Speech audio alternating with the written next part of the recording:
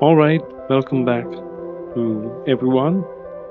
It's good to be back with all of you um, to read another chapter of the book named Make Today Count by John C. Maxwell.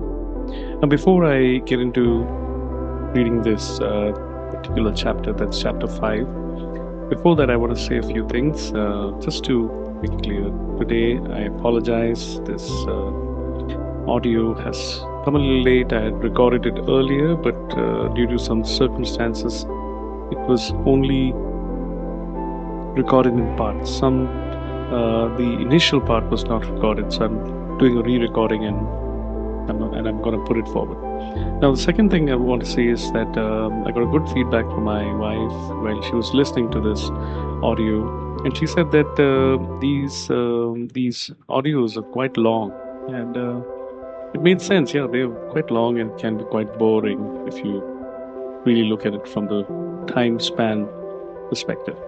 But I said, yeah, you're right. But I think if you read the book along with the audio, I think then it won't seem long. It would seem like a process. It seems like going through the entire story. So I encourage you that if you're listening to this audio, have this book with you to read it along with it. The intention is only to imbibe and to encourage you to have a habit of reading a book. That's all. And have this book in front of you. Don't just listen to what I'm saying. It's going to be quite long, can be quite difficult. So I suggest you keep a book, keep this book with you, and read with me. And if you want, you can send me a recording. If I think it's fantastic, I might just put yours. Why only me? The third thing is I put my thoughts in between here and there while reading. It comes from a practice, from a Hebrew word called Selah. Selah is from this book in the Bible called Psalms. It's a collection of poetry and songs written by different authors.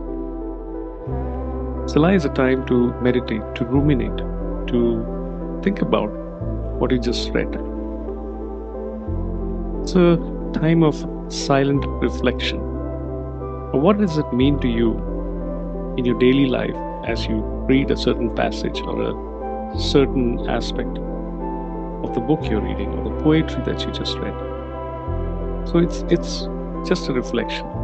I'm trying to minimize it because I would like to focus more on the reading rather than just keep talking. So without any further delay, let's get into chapter 5. The title for this chapter is Thinking. Let's begin. I was very fortunate. I learned about the power of good thinking very early in my life. My father required all 3 of his children to read for 30 minutes every day. Sometimes we chose what we read, but often he selected the reading material for us. 2 of the books he asked me to read made a profound impression on me. The first was The Power of Positive Thinking by Norman Vincent Peale, which I read in the 7th grade.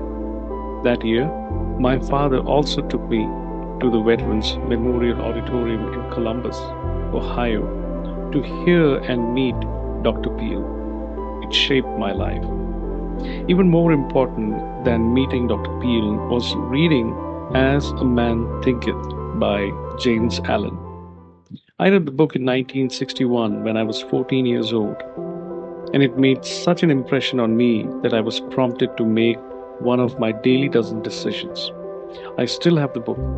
On page 49, Allen wrote, "All that a man achieves or fails to achieve is the direct result of his thoughts." The entire book made an impression on me, but that statement made me realize that my thinking would make or break me. So I decided, I will think on things that will add value to myself and others. The first section. Let's dive into the first section of this chapter. Making the decision to practice and develop good thinking daily. If you desire to make good thinking a daily part of your life, consider this. Number 1, understand that great thinking comes from good thinking. One night at dinner, a friend of John Kilcullen's described something he overheard in a bookstore. A customer asked the clerk, "Do you have any simple books on Microsoft DOS? Something like DOS for Dummies?" It was only a passing comment, meant as a joke, but it stuck with Kilcullen, and he did something with it. He launched the Dummies books. Some unknown consumer had a good idea, and it went nowhere. In fact, he probably didn't even know his idea was a good one. But in the hands of a thinker, that good idea became a great idea. Then it became a bunch of great ideas. The Dummies books now encompass a product line of 370 titles in 31 languages with sales of more than 60 million copies. If you want to become a great thinker, you first need to become a good thinker. Before becoming a good thinker, you need to become a thinker. In order to become a thinker, you need to be willing to first produce a bunch of mediocre and downright bad ideas. Only by practicing and developing your thinking daily will your ideas get better.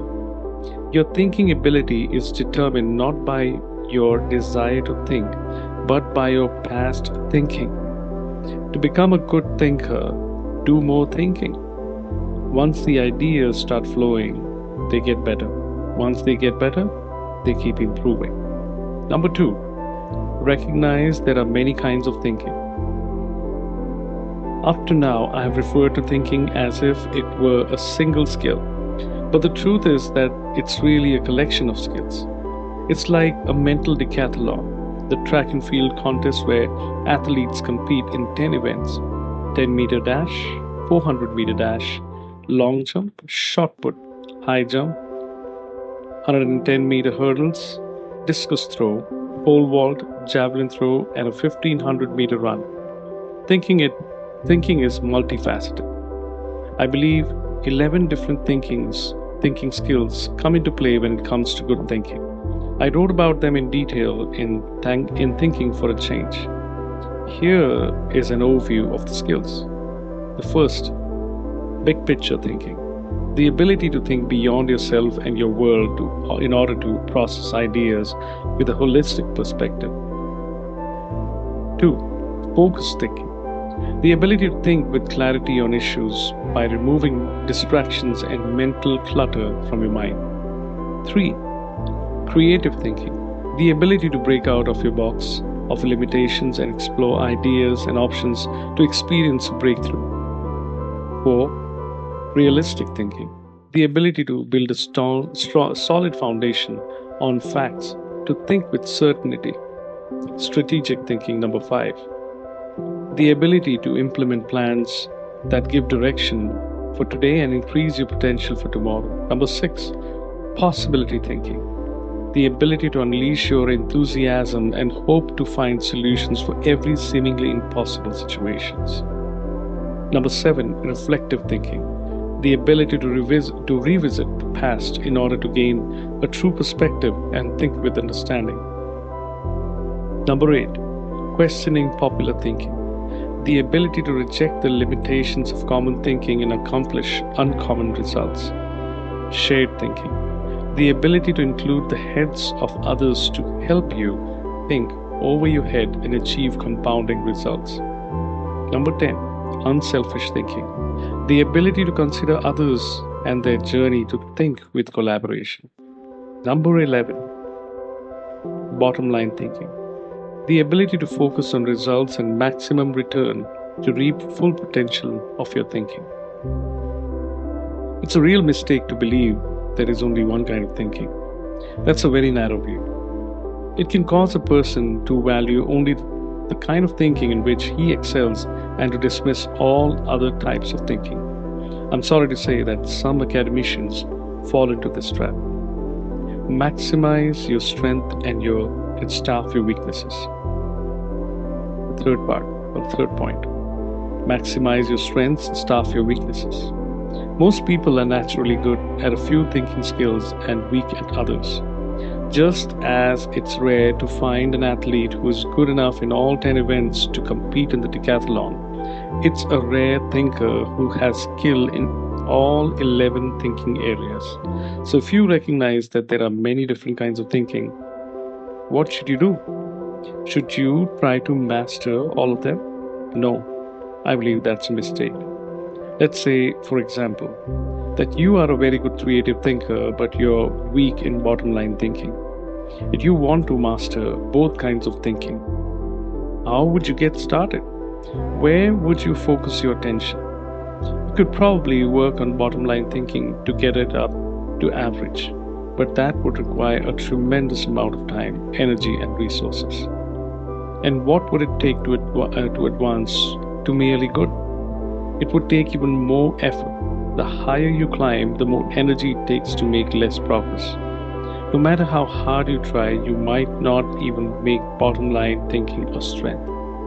What if you gave that time to improving your creative thinking instead?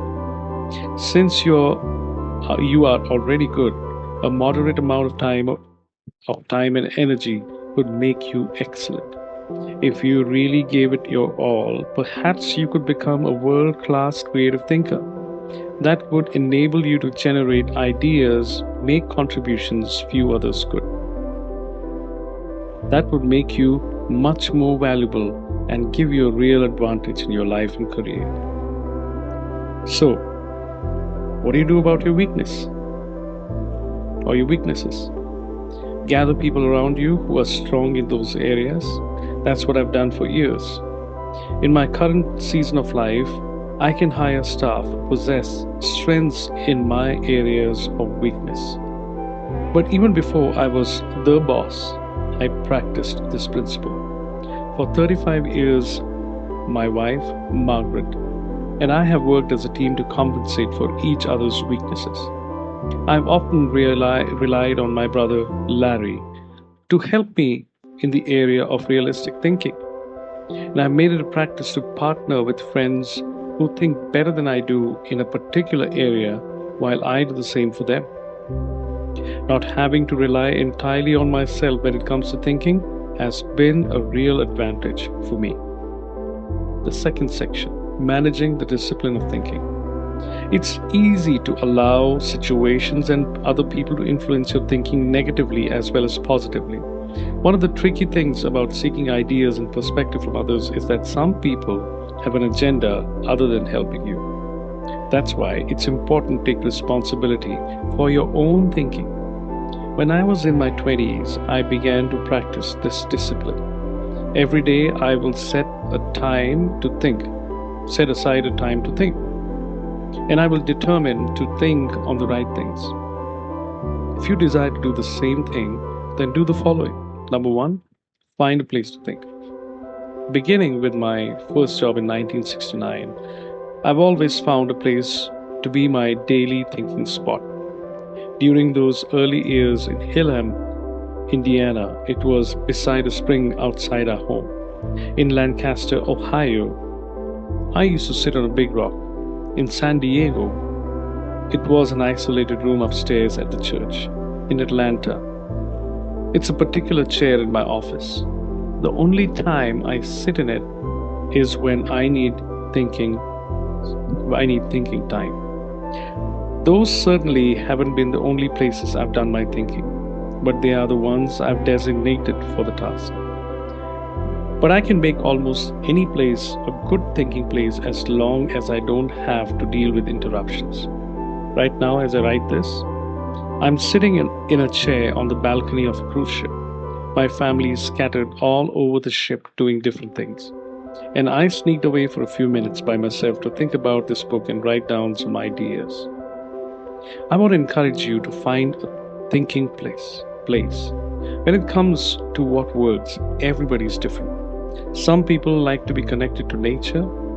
Others want to be in the midst of but removed from activity. My friend Andy Stanley likes to sit alone in a restaurant to think.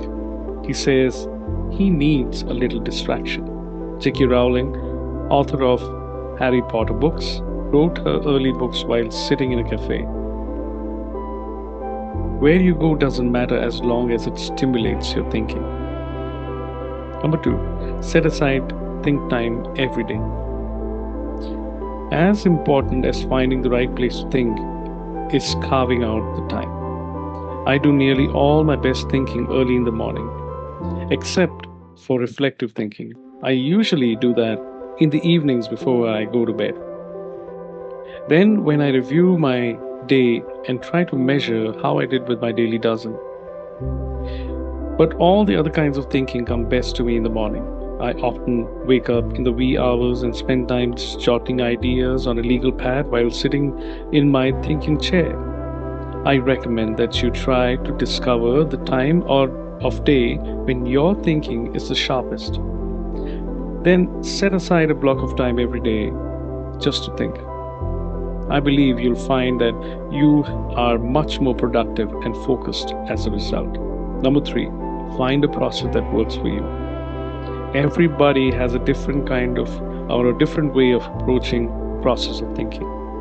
Poet Rudyard Kipling had to have pure black ink for his pen before he could write.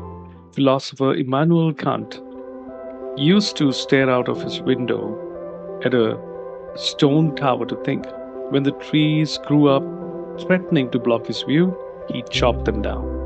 Composer Ludwig van Beethoven poured cold water over his head to refresh himself and stimulate his thinking. Poet Friedrich von Schiller's thinking was stimulated by the smell of rotting apples, which he kept at his desk. Critic and lexicographer Samuel Johnson said that he needed a purring cat, an orange peel, and a cup of tea in order to write. Composer Gioacchino Rossini felt that he worked best in bed under the covers. I don't need anything specific to trigger my thinking. Some people need music. Some think best while at a computer. Some must write in longhand. Do whatever works for you. Now, that's point number 4 that we're going to capture your thoughts. Very important. If you don't write down your ideas, there is a great danger you will lose them. In Bird by Bird, Anne Lamott explains how she keeps from losing her best ideas. Here's what she says. I have index cards and pens all over the house, by the bed, in the bathroom, in the kitchen, by the phones, and I have them in the glove compartment of my car. I carry one with me in my back pocket when I take my dog for a walk. I used to think that if something was important enough, I'd remember it until I got home, where I could simply write it down in my notebook. But then I wouldn't. Writing down your ideas right away is not cheating. It doesn't say anything about your character. I always write down my ideas. When I'm in my thinking spot, I use a legal pad. With the rest of the day, I keep a small leather-bound notebook with me. I even have something to think with next to my bed at night. A small pad with a light attached that illuminates when you remove the pen. That way, I can write a note while still in bed without disturbing Margaret by turning on a light. Have a system and use it. Number 5. Put your thoughts into action quickly. When you have a great idea but don't do anything with it, then you don't reap the advantage it brings. Dave Goetz, founder of CustomZines.com, says, for me, when an idea hits me, it strikes fire, almost like God speaking. I know that sounds heretical, but there it is. The more time that passes after the idea strikes, the less heat it gives off. I forget parts of it. It doesn't seem as great. Ideas have a short half-life. Have you ever had an idea for a product or service and a few months or years later seen someone else with the same idea take it to the market? Author Alfred Montepert said, Every time a person puts an idea across, he finds 10 people who thought about it before he did, but they only thought about it. Ideas put into action give an advantage. Number 6, try to improve your thinking every day. It's important, it's true that the more thinking you do, the better you become at it. But you can quickly improve your thinking if you do the following on a daily basis. Number 1, focus on the positive. Thinking alone won't guarantee success. You need to think about the right things. Negative thinking and worry hinder the thinking process rather than improve it. I believe in this so wholeheartedly that the first book I wrote was a collection of short, uplifting, and instructive chapters. I called it Think on These Things, based on a Bible passage that always inspired me. Whatever is true, whatever is honorable, whatever is just, whatever is pure, whatever is pleasing, whatever is commendable, if there is any excellence and if there is anything worthy of praise, think about these things. A beautiful verse. Focus on the positive, and your thinking will be more in a positive direction. Number 2, gather good input. I've always been a collector of ideas. I do a lot of reading, and I continually file the ideas and quotations I find. I found that the more good ideas I'm exposed to, the more my thinking improves. Number 3, spend time with good thinkers.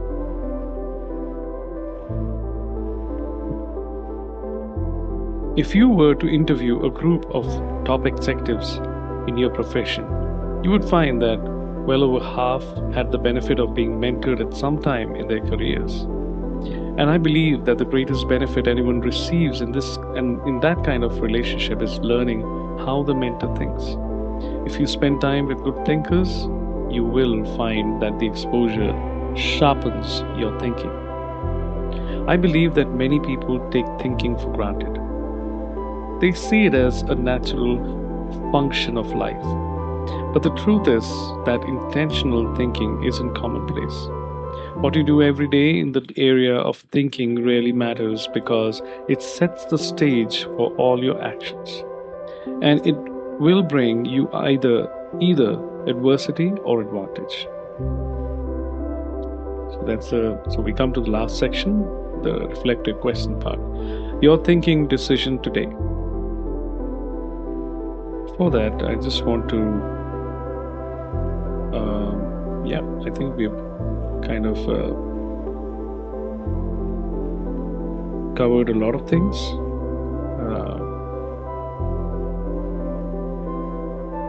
I just want to say this. I think before I said that in the recording that I did earlier, but since it didn't get recorded, I just believe that not just about positive thinking, it's about just taking time to just reflect and to actually have constructive thinking in place for your life. What I mean by that is that you can think about a lot of things. You can think about immense number of things in your life. But if none of them are ideas that you can put to work, then it's just vain thought, And it's not wrong to just think just aimlessly. It's just natural human process. But thinking with a focus on what you want to do, want to become, should occupy the maximum number of hours in our life. Now, coming back to this point where maximize your strength and starve your weaknesses, I just want to give honor where honor is due. I want to give a shout out to my sister-in-law's husband, my brother, Master Rajaguru. He's a fantastic man of God. He's a good leader. And during one of our conversations, I was sharing about how I met my father-in-law, and in a basic sense of humor, he just mentioned that now you've learned, start with your strengths. It's just plain humor, that's about it. But what he said stuck with me. I just felt like, wow, that was a great advice. So I just want to give a shout out to him. I've been ever since I've been just looking at what are my strengths. I've been trying to analyze and look at them and trying to work through them, on them, through them, and discovering a lot of things that I thought I didn't have. So, big shout out to my brother, Pastor Rajaguru, and his life, and all that he's been contributing to us as a family. Thank you so much to you. Now, here's the question. Your thinking decision today. Where do you stand when it comes to thinking today? Ask yourself these 3 questions. Have I already made the decision to practice and develop good thinking daily? Yes, I made that decision right now. So if so, when did I make that decision right now? What exactly did I decide? But it'll take time to think. I never thought about it. I'm exactly what the author said. I take thinking for granted. I never thought that thinking is such a skill. I just thought thinking just is a natural process. But when looking at this chapter, I feel like there's more to it than just keeping it, simple, taking it for granted. So yeah, what I decided today is to take time to think, to reflect, to really be a person who would take time to process, put things together, and work on them. So that's what I decided. What have you decided? And if you reached so far, if you listened to me, if you heard me, and you want to share your comments, please put your comments in the comment section. Share with everyone. What have you decided? Your thinking discipline every day. Based on the decision you made concerning thinking, what is the one discipline you must practice today and every day in order to be successful? That is to prioritize these actions. Family, thinking, all of these are actions. I need to prioritize them. That's what I have, I've decided. One of the discipline that I must practice today and every day. So that's it for today. Thank you so much for joining in, for listening, and also for reading together. Tomorrow we move to the next chapter, that is Commitment, chapter 6. So I'll see you all tomorrow. Thank you for joining in. It's a privilege to share this book with you. God bless. Bye-bye.